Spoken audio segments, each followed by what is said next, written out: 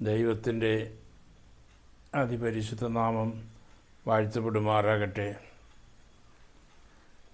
കർത്താവിൻ്റെ സന്നിധിയിൽ നമുക്കൊരിക്കൽ കൂടെ കടന്നു വരുവാൻ ദൈവം തന്നിരിക്കുന്നതായ വലിയ കൃപയ്ക്കായി ഞാൻ ദൈവത്തെ സ്തുതിക്കുന്നു. ഇതുവരെയും ദൈവം നമ്മെ പരിപാലിച്ചു, സംരക്ഷിച്ചു, നമുക്ക് ആവശ്യമായ ഭക്ഷണവും വസ്ത്രവും ഒക്കെ തന്നു.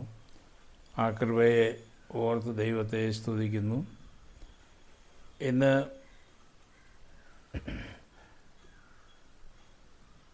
മനുഷ്യന് ആവശ്യമായ ആത്മീയ കാര്യങ്ങൾ ചിലതിനെക്കുറിച്ച് ചിന്തിക്കുവാനായിട്ടാണ് ആഗ്രഹിക്കുന്നത്.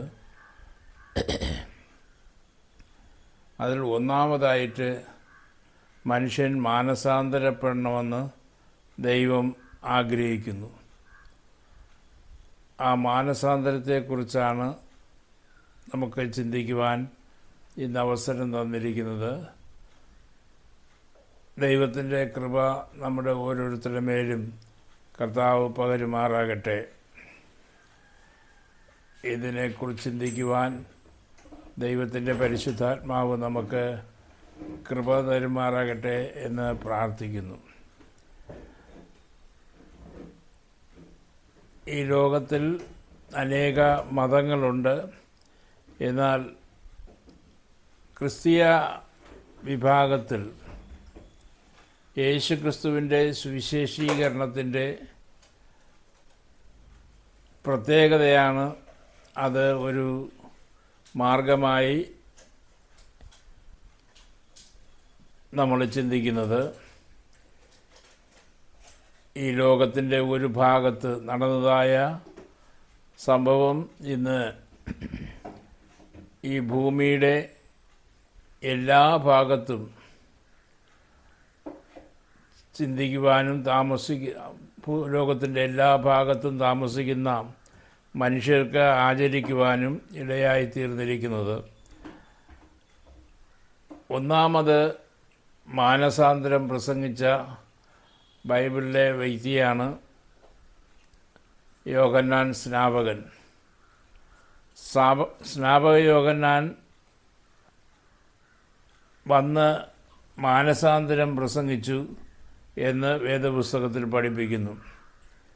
നാം മർക്കോസിൻ്റെ സുവിശേഷം 1-ാം അധ്യായം വായിച്ചു നോക്കുമ്പോൾ മാനസാന്തരപ്പെടുവിൻ, അല്ലെങ്കിൽ വൃക്ഷങ്ങളുടെ ചുവട്ടിൽ കോടാലി വച്ചിരിക്കുന്നു, നല്ല ഫലം കായ്ക്കാത്ത വൃക്ഷങ്ങളെയെല്ലാം വെട്ടി തീയിൽ ഇട്ടുകളയും എന്ന് കർത്താവ് പറഞ്ഞു.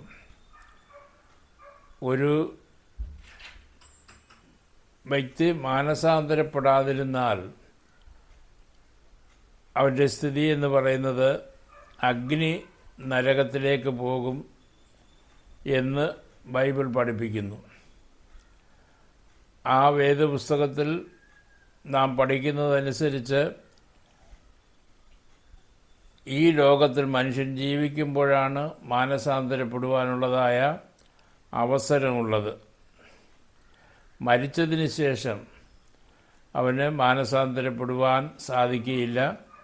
ഇനിയും ജന്മങ്ങളൊന്നുമില്ല, ഒരേ ഒരു ജന്മമേ ഉള്ളൂ. അത് ഈ മനുഷ്യന് ദൈവം കൊടുത്തിരിക്കുന്നതാണ്. മൃഗങ്ങൾ മൃഗങ്ങളായി തന്നെ ജനിക്കുന്നു, അവ നശിക്കുന്നു. എന്നാൽ മനുഷ്യൻ മൃഗങ്ങളെപ്പോലെ അല്ലെന്ന് കർത്താവ് പറഞ്ഞു. ദൈവത്തിൻ്റെ ജീവശ്വാസം മനുഷ്യനിലാണ് ദൈവം ഊതി നിറയ്ക്കുവാനിടയായിത്തീർന്നത് എന്ന് ബൈബിൾ പഠിപ്പിക്കുന്നു. ഇതിന് അനേക ശാസ്ത്രീയ തെളിവുകളും അല്ലാതെയുള്ള തെളിവുകളുമൊക്കെ നമുക്ക് കാണുവാനായിട്ട് കഴിയും. ഒരു മൃഗം ചത്തുപോയാൽ അതിന് യാതൊരു ഭാവവ്യത്യാസവും ഉണ്ടാകുന്നില്ലെന്നും, എന്നാൽ മനുഷ്യൻ മരിക്കുമ്പോൾ അവൻ്റെ ശരീരത്തിന് 7 ഗ്രാം വരെ വെയിറ്റ് കുറയുന്നതായിട്ടും കഴിയുന്നു. അതുപോലെ തന്നെ മനുഷ്യൻ്റെ ജീവശ്വാസം കല്ലറയ്ക്ക് പുറത്തോട്ട് പോകുന്നു. ഇത് ഡോക്ടർ സാമുവേൽ എന്ന് പറയുന്ന ഒരു ഡോക്ടർ തെളിയിക്കുവാനിടയായിത്തീർന്നു. മനുഷ്യ ശരീരത്തെ കണ്ണാടിക്കൂടിലിട്ട് മനുഷ്യൻ മരിക്കുന്നതിനും ചില സെക്കൻഡുകൾക്ക് മുമ്പ് അദ്ദേഹം അതടയ്ക്കുകയും എന്നാൽ മരണസമയത്ത് ഗ്ലാസുകൾ പൊട്ടി പോവുകയും ചെയ്യുവാനിടയായിത്തീർന്നു. ഇതെന്താണെന്ന് മനസ്സിലാക്കിയപ്പോൾ അവിടെ ആ ശരീരത്തിൽ നിന്നും പുറപ്പെട്ട ഒരു ശക്തി പോകുന്നു എന്നുള്ളതാണ് മനസ്സിലാക്കുവാൻ പിന്നെ അദ്ദേഹത്തിന് ഇടയായിത്തീർന്നത്. അങ്ങനെ ആത്മാവിന് വെയിറ്റ് തന്നെ ഉണ്ട് എന്നുള്ളത് അദ്ദേഹം പഠിക്കുകയും ചെയ്തു. അപ്പോൾ ഈ ആത്മാവ് നശിക്കുന്നില്ലെന്നും ഈ ആത്മാവ്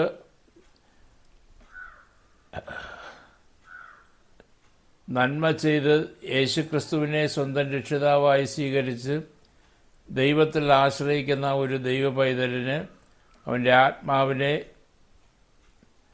ദൈവരാജ്യത്തിൽ, അതായത് സ്വർഗരാജ്യത്തിൽ പോകുവാനിടയായിത്തീരുമെന്നും എന്നാൽ ദുഷ്ടന്മാരായി മരിക്കുന്നവൻ്റെ ആത്മാവ് അത്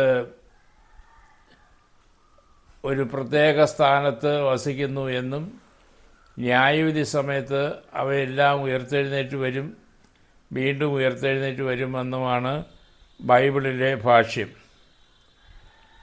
അതുകൊണ്ട് മനുഷ്യൻ മാനസാന്തരപ്പെടണം എന്ന് സ്നാപകയോഹന്നാൻ പഠിപ്പിച്ചു. അതിനുവേണ്ടി അദ്ദേഹം ഒരു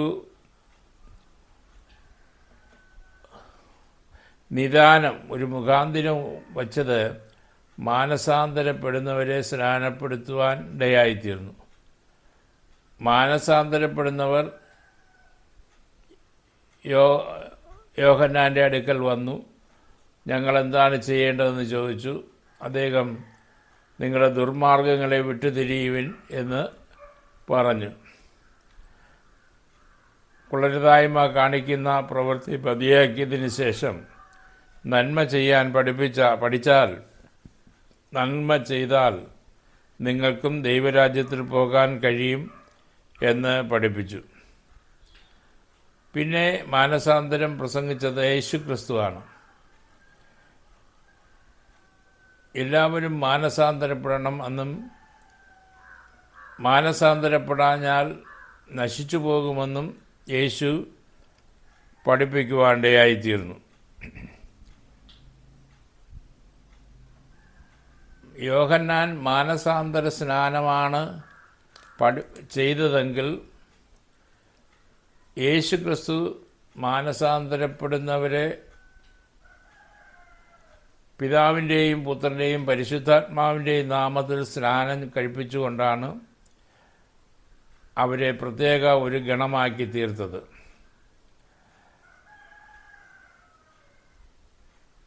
മാനസാന്തരപ്പെടുന്നവരെ സ്നാനപ്പെടേണ്ടത് ആവശ്യമാണെന്ന് വേദപുസ്തകം പഠിപ്പിക്കുന്നു. പൂർണ്ണ ഹൃദയത്തോടെ ക്രിസ്തുവിൽ വിശ്വസിച്ചാൽ അവർക്ക് ജ്ഞാനസ്നാനം കൊടുക്കുവാനായിട്ട് ഇടയായിത്തീരും. ജ്ഞാനസ്നാനം എന്ന് പറഞ്ഞാൽ അറിവിൻ്റെ സ്നാനമാണ്. അറിവ് വന്നതിന് ശേഷമേ ആ സ്നാനം ഏൽക്കുവാനും പാടുള്ളൂ എന്ന് ബൈബിൾ നിഷ്കർഷിക്കുന്നു. മത്തായിയുടെ സുവിശേഷം 28-ാം അധ്യായം 16-ാം വാക്യത്തിൽ യേശുക്രിസ്തുവിൻ്റെ അന്ത്യകൽപ്പനയാണ് സ്നാനപ്പെടുക എന്നുള്ളത്. നിങ്ങൾ ഭൂലോകത്തിലൊക്കെയും പോയി മാനസാന്തരപ്പെടുന്നവരെ പിതാവിൻ്റെയും പുത്രൻ്റെയും പരിശുദ്ധാത്മാവിൻ്റെയും നാമത്തിൽ സ്നാനം കഴിപ്പിച്ചും ഞാൻ നിങ്ങളോട് കൽപ്പിക്കുന്നതൊക്കെയും പ്രമാണിപ്പാൻ തക്കവണ്ണം ഉപദേശിച്ചും കൊണ്ട് സകല വംശങ്ങളെയും ശിഷ്യരാക്കിക്കൊള്ളുവിൻ എന്ന് കർത്താവ് പറയുവാനിടയായിത്തീർന്നു. ഇപ്പം മാനസാന്തരം എന്ന് പറയുന്നത് മതം മാറുന്നതല്ല, മനസ്സ് മാറുന്നതാണ്. മനസ്സിൻ്റെ മാറ്റമാണ് ദൈവം ആഗ്രഹിക്കുന്നത്. ഒരിക്കൽ കൈ കഴുകാത്ത ഭക്ഷണം കഴിക്കുന്ന ശിഷ്യന്മാരെക്കുറിച്ച് അന്നത്തെ പരീശന്മാരും ന്യായശാസ്ത്രിമാരും യേശുവിനോട് തർക്കിക്കുവാനും ചോദിക്കുവാനും ഇടയായിത്തീർന്നപ്പോൾ യേശു പറഞ്ഞത് കൈ കഴുകി എന്നുള്ളതുകൊണ്ട് മനുഷ്യൻ ശുദ്ധനായി മാറുന്നില്ല എന്നും മനുഷ്യൻ്റെ ഉള്ളിൽ നിന്ന് പുറപ്പെട്ടു വരുന്നതാണ് മനുഷ്യനെ അശുദ്ധനാക്കുന്നത്, അതിനെയാണ് കഴുകിക്കളയേണ്ടതെന്നും യേശു പഠിപ്പിച്ചു. മനുഷ്യൻ്റെ ഉള്ളിൽ നിന്ന് ദുർചിന്ത, വ്യഭിചാരം, പരസംഗം, കുലപാതകം, മോഷണം, അത്യാഗ്രഹം, ദുഷ്ടത, ചതി, ദുഷ്കർമ്മം, വിടക്ക് കണ്ണ്, ദൂഷണം, അഹങ്കാരം, മൂഢത എന്നിവ പുറത്തു വരുന്നു എന്നാണ്.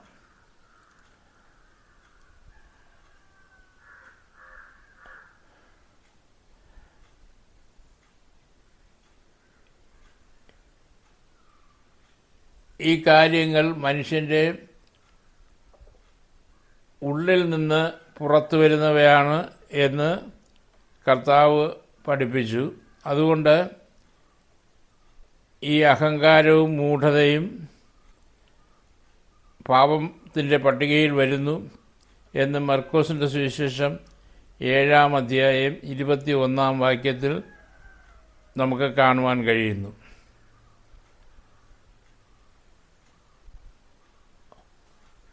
ദുർചിന്തയോടുകൂടെ ഏത് കാര്യങ്ങൾക്കും ഒരു ദുഷ്ടമായ ചിന്ത മനുഷ്യൻ്റെ ഉടലെടുപ്പിക്കുന്നത് പിശാചിൻ്റെ പ്രവൃത്തിയാണ്. എന്ത് കണ്ടാലും അതിനൊരു സംശയദൃഷ്ടിയോടെ വീക്ഷിക്കുന്ന ചിലരെ നമുക്ക് മനസ്സിലാക്കുവാൻ കഴിയുന്നു. എല്ലാവരെയും സംശയദൃഷ്ടിയിൽ കാണുന്ന ഒരു വിഭാഗം. അതുപോലെ തന്നെ വ്യഭിചാരം പോലെ തന്നെ ദുർചിന്തയും പാപമായി ദൈവവചനം പഠിപ്പിക്കുന്നു. പരസംഗം, കുലപാതകം, മോഷണം, അത്യാഗ്രഹം. മനുഷ്യർക്കെല്ലാം ആഗ്രഹങ്ങളുണ്ടാകാം, എന്നാൽ അത്യാഗ്രഹം മനുഷ്യനെ പാപത്തിലേക്ക് നയിക്കുന്നു എന്ന് ബൈബിൾ പഠിപ്പിക്കുന്നു. ഒരു മനുഷ്യന് ഒരുപക്ഷെ ഒരു വീട് താമസിക്കാൻ ആവശ്യമാണ്. എന്നാൽ അതിനപ്പുറത്ത് അവൻ്റെ പ്രാപ്തിക്ക് അപ്പുറമായി ചിന്തിച്ചുകൊണ്ട് കടങ്ങൾ വാങ്ങിച്ചും മറ്റും വീടുകൾ വയ്ക്കുന്നത് അത്യാഗ്രഹത്തിൽപ്പെട്ടതായ ഒന്നാണ്. പ്രാപ്തി പോലെ ചെയ്യാതെ പ്രാപ്തിയിൽ കവിഞ്ഞ് നാം പ്രവർത്തിക്കാൻ പോകുമ്പോൾ അതിൻ്റെ പരിണിതഫലം വളരെ വലുതായിരിക്കുന്നു. ഈ അടുത്ത സമയത്ത് കേരളത്തിൽ തന്നെ ഒരു ഓയിൽ കമ്പനിയിൽ ജോലി ചെയ്യുന്ന മനുഷ്യൻ കേരളത്തിലെ തന്നെ വലിയ വീടുകളിൽ വന്ന് വയ്ക്കുവാനിടയായിത്തീർന്നു. എന്നാൽ 2019 ഒക്കെ ആയപ്പോൾ കൊറോണ കാലത്ത് ബിസിനസ് നഷ്ടപ്പെട്ട് അദ്ദേഹം ദരിദ്രനായിത്തീർന്നപ്പോൾ അദ്ദേഹം വെച്ച വീട്ടിൽ തന്നെ വന്ന് ആത്മഹത്യ ചെയ്തു എന്നുള്ള വാർത്ത നമ്മൾ കേട്ടു. അതുപോലെ ദുഷ്ടത, മറ്റുള്ളവർക്ക് നന്മ വരരുത് എന്ന് ചിന്തിക്കുന്ന മനുഷ്യരെയും ലോകത്തിൽ നമുക്ക് കാണുവാൻ കഴിയും. അതിന് കാരണം അവൻ്റെ ഹൃദയത്തിലെ ദുഷ്ടതയാണ്. ദുഷ്ടത ഉള്ള മനുഷ്യനെ സംബന്ധിച്ച്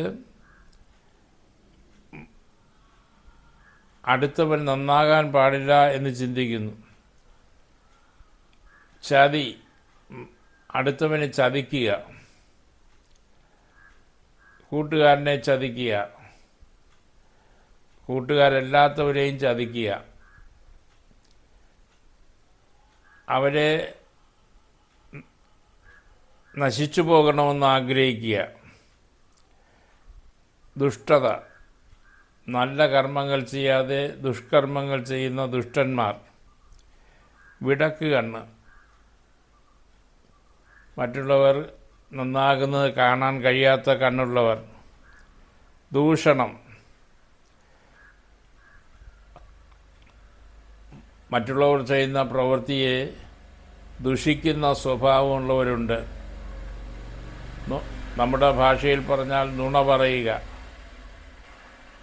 മറ്റുള്ളവരെക്കുറിച്ച് എപ്പോഴും മോശമായത് ചിന്തിക്കുകയും പറയുകയും ചെയ്യുന്ന സ്വഭാവമുള്ളവർക്ക് ദൈവരാജ്യത്തിൽ പോകുവാനായിട്ട് കഴിയുകയില്ല.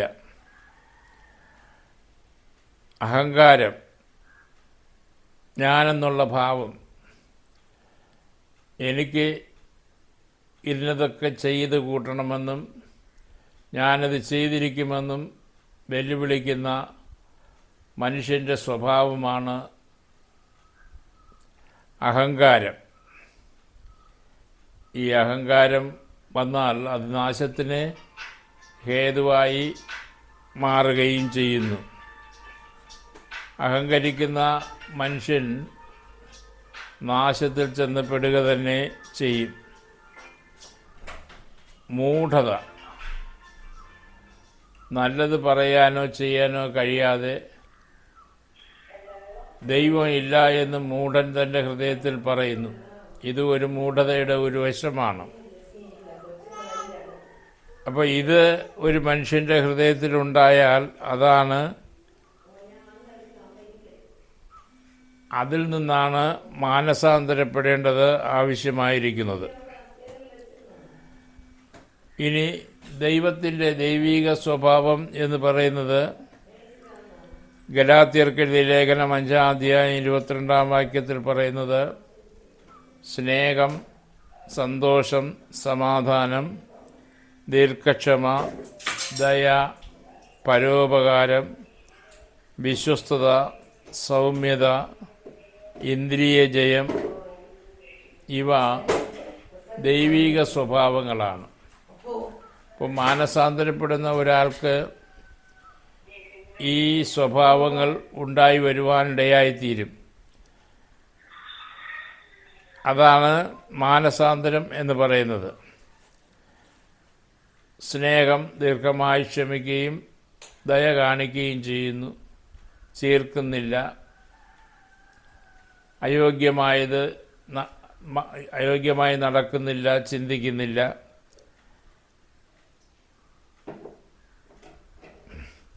വിശ്വസ്തത, ഒരു കാര്യം പറഞ്ഞാൽ അത് അങ്ങനെ ചെയ്യാൻ ഒരുമ്പെടുന്നതായ ആളുകൾ, വിശ്വസ്തതയുള്ളവർ, സൗമ്യതയുള്ളവർ. ഇന്ദ്രിയ ജയം, ശരീരത്തിലെ ഇന്ദ്രിയങ്ങളെ നിയന്ത്രിക്കാൻ കഴിയുന്ന അല്ലെങ്കിൽ കഴിയണം എന്ന് പഠിപ്പിക്കുന്നതാണ് ക്രിസ്തീയ മാർഗമെന്ന് പറയുന്നത്.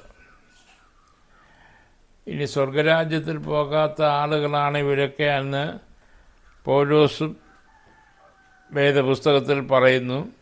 1 കൊരിന്ത്യർ 6:9 ദുർനടപ്പുകാർ, വിഗ്രഹാരാധികൾ, വ്യഭിചാരികൾ, സ്വയഭോഗികൾ, പുരുഷകാമികൾ, കള്ളന്മാർ, അത്യാഗ്രഹികൾ, മദ്യപാന്മാർ, ഭാവിഷ്ഠാണക്കാർ, പിടിച്ചുപറിക്കാർ എന്നിവർക്ക് ദൈവരാജ്യത്തിൽ കടക്കുവാനായിട്ട് കഴിയുകയില്ല എന്ന് പറയുന്നു. ഇനി വെളിപ്പാട് പുസ്തകം 22-ാം അധ്യായത്തിൽ 15-ാം വാക്യത്തിൽ പറയുന്നത് നായ്ക്കളും ക്ഷുദ്രക്കാർ, ദുർനടപ്പുകാർ, കൊലപാതകർ, ബിംബാരാധികൾ, ഭോഷ്ക് പറയുന്നവരും അതിനെ ഇഷ്ടപ്പെടുന്നവരും ദൈവരാജ്യത്തിൽ കടക്കുകയില്ല എന്നുള്ളതാണ്. അപ്പോൾ ദൈവരാജ്യത്തിൽ കടക്കണമെന്ന് ആഗ്രഹമുണ്ടെങ്കിൽ, താല്പര്യമുണ്ടെങ്കിൽ മാനസാന്തരപ്പെടേണ്ടത് ആവശ്യമെന്ന് വേദപുസ്തകം പഠിപ്പിക്കുന്നു. അതേ, ഒരു മാനസാന്തരത്തിന് യോഗ്യമായ ഫലം കായ്ക്കുവാൻ നമുക്ക് നമ്മെ തന്നെ ഒരുക്കുകയും ദൈവത്തോട് പ്രാർത്ഥിക്കുകയും യാചിക്കുകയും ചെയ്തുകൊണ്ട് നമ്മുടെ ജീവിതം മുന്നോട്ട് നയിക്കുവാൻ സർവശക്തൻ നമുക്ക് കൃപ തരുമാറാകട്ടെ. ആമേൻ.